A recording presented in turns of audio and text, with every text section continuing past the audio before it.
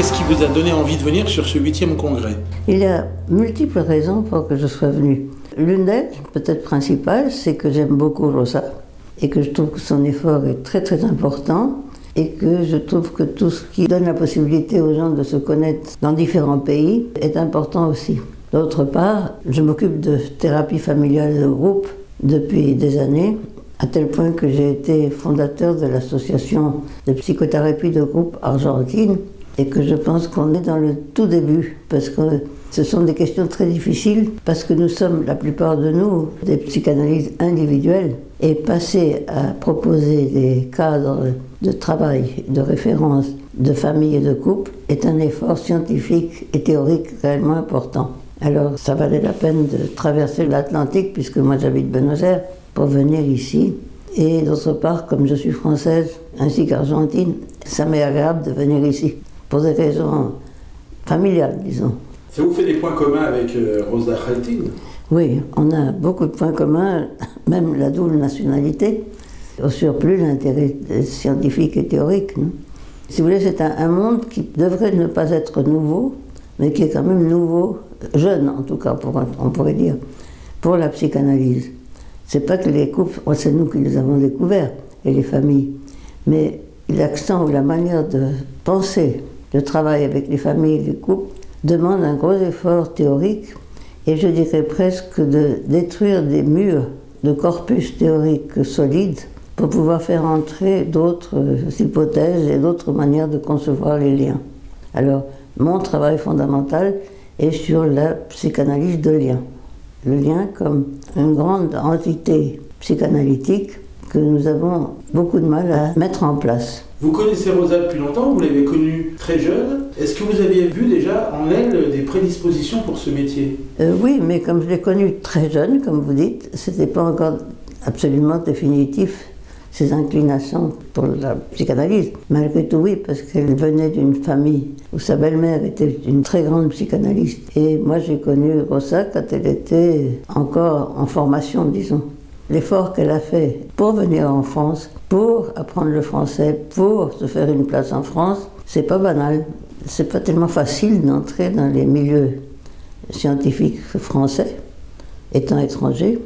Moi, je l'admire profondément pour tout ce qu'elle a fait et tout ce qu'elle produit comme idée aussi. Par exemple, l'innovation qu'elle a fait aujourd'hui est absolument originale, et déconcertante, je dirais, mais qui a fait que tout le monde qui était là présent a dû se sentir faisant partie du congrès.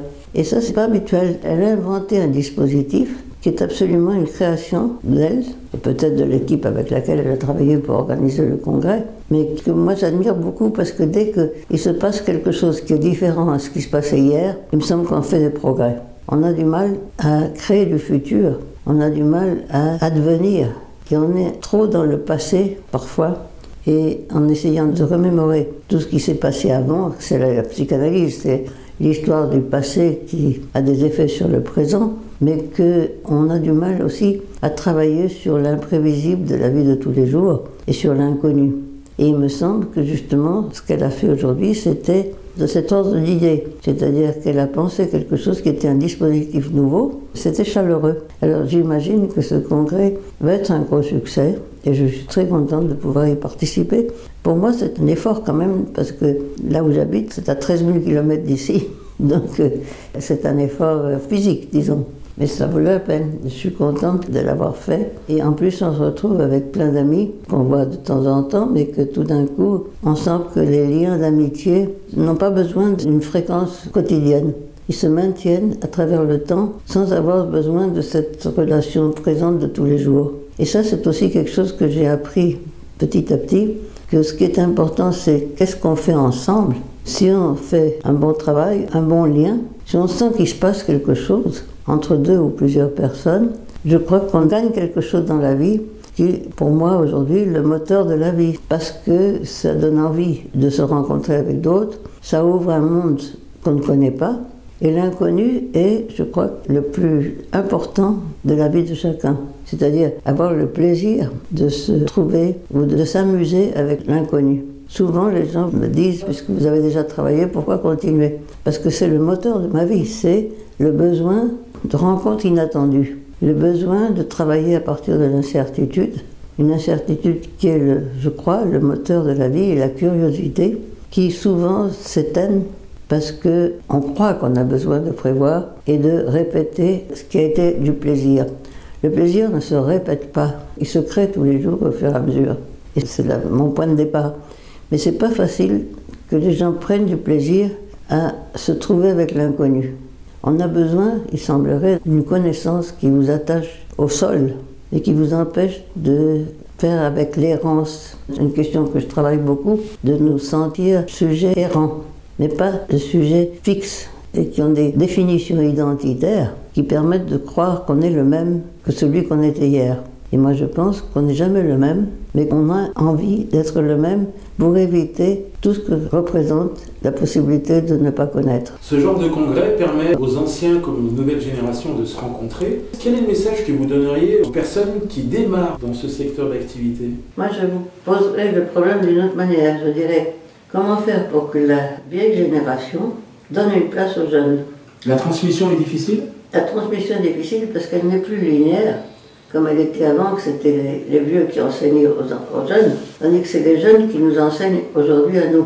Et on a du mal à être délogé de nos positions du savoir et laisser une place à ceux qu'on ne connaît pas, qui sont les jeunes, qui ont des dispositifs et qui ont une manière de vivre, une manière de concevoir la vie qui n'est plus la même que celle que nous avions nous dans nos générations.